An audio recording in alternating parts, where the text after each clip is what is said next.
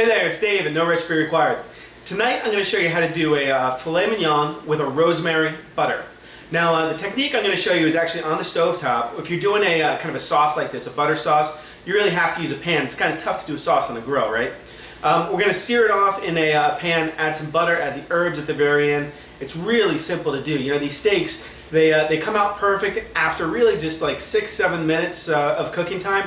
Really easy to do. I can do it. You can do it. Let's go ahead and get started. Okay, so the first rule in cooking a perfect filet is get a nice steak. You want something kind of nice and thick, at least 2 inches or so. Something that you can cook with a nice sear on the outside, good hot temperature, yet still keep the inside cooked to the temperature that you want. You also want to bring it out of the fridge a good, half an hour, 45 minutes before you cook it, and season both sides liberally with salt and pepper. Now keep in mind, we're seasoning all the way through that steak, right? We've got like 2 inches. So that crust that's on top needs to carry the flavor kind of all the way through. So I do a good amount, like I said, on both sides. Some of it's going to fall off in the pan. Try and do it from height like this so that you get it as evenly as possible. And that leftover that kind of sprinkles out on the board, by all means, just grab them and pat it up with the edges of the steak. That'll just add more greatness. So if you're going to cook your filet on a barbecue, more power to you. I love it. I would normally do it, or I frequently do it, but frankly, not such a nice day outside. So I'm doing mine in a pan, and I love them in a pan as well.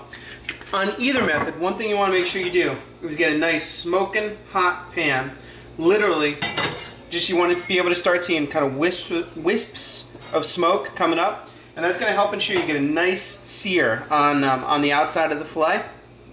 What you want to do is lay it down, and then you want to make sure you don't mess with it. Just leave it alone.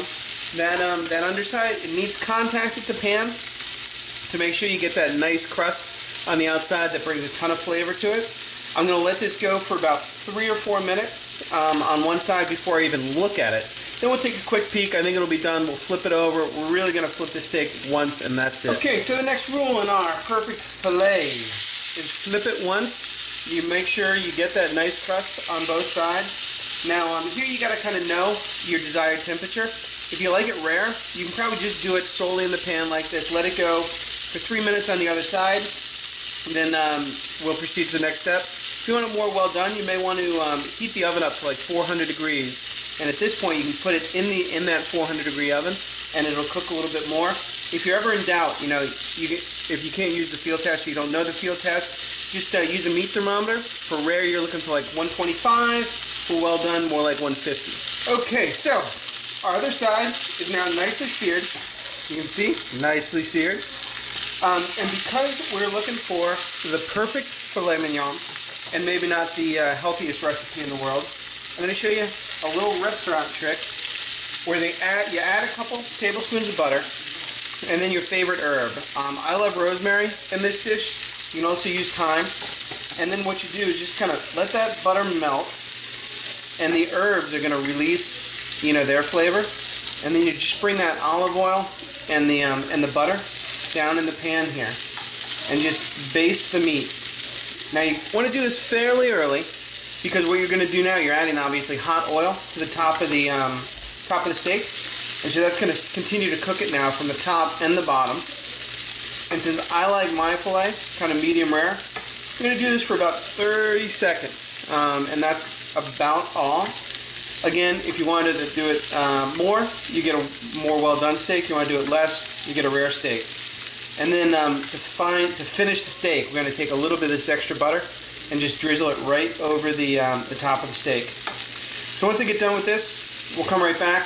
We're going to let the steaks rest. Okay, so I've been basting about 30 seconds. So this is like a total cooking time of 6 or 7 minutes for these fillets, and that's going to get them down, like I said, to a nice medium rare.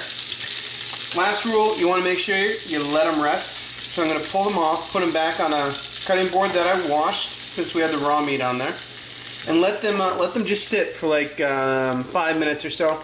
Let the juices settle down, and then we will serve them up. Okay, so once you let your steak rest, we're ready to serve it up. I'm serving mine with a little corn, obviously any of the traditional sides.